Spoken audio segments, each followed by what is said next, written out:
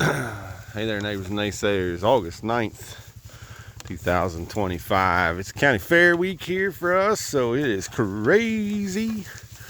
But I just thought I'd stop and take a little bit of a video of the switchgrass. So 40-acre field on a foggy morning, not 40, it's about 5.5, but we've already grazed pretty well far apart across it.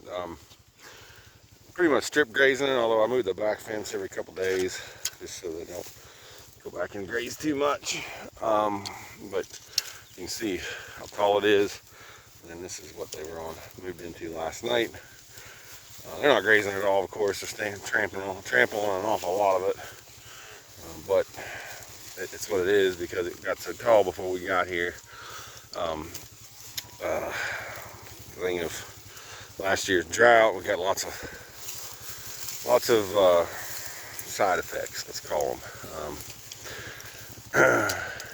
Because we sold down on cows, we don't have as many, we haven't got as far. We had a hell of a growth response this spring. In fact, we got places where we grazed and trampled. This is the first time this has ever happened, that it has smothered out the tall fescue in places. I just noticed it yesterday as I was building fence on the piece that we last grazed. And if you notice, we've got a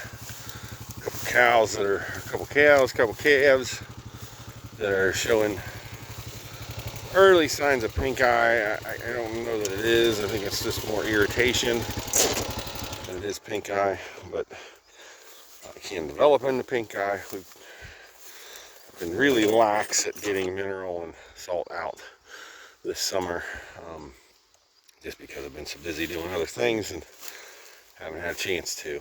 So we've been pouring the salt, Redmond salt and kelp to them, and none of them have advanced any further since we started doing that. So we'll continue to do that. In full honesty, that's just one thing we're dealing with right now. But just thought I'd take a picture of the switchgrass. Just as I started the video, I was going to show you the place where we winter fed, or well, summer fed through the drought last year. It's all recovered, come back. It's recovered into a lot of weed, but it has recovered enough that we're going to graze it here next week, for the first time since last August. Because it's shade and because it's county fair week, we got to have somewhere for the cows to go in the shade. But switchgrass has been wonderful. I'd have to go back in my videos here and see when we moved in here. It's been a while, probably over a week and a half, and we still got it, I think, a whole day worth of grazing left on it, probably a day and a half before we're through it.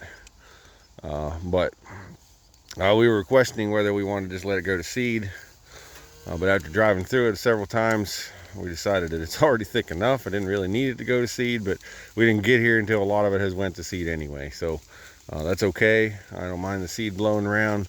Most of it will land here, but some of it may go into the other field. I noticed that this field is creeping a little bit.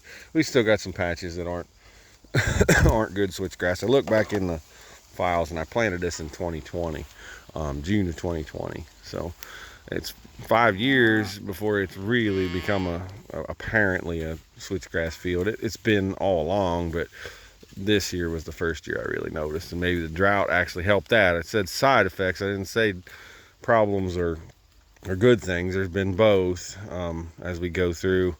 We also don't have as many calves as we thought we should have. We're probably going to have some more yet this fall because these things were so hot and dry. I see some cows that still are bred, but have not had a calf in our target window, and we're ready to turn the bull out again. So we're gonna have lots of years of long-term effect on what that drought did to us, and you know, honestly, it should. I mean, 88 drought is something we don't forget, and 2024 was worse. So with that, I'll say we'll see you next time.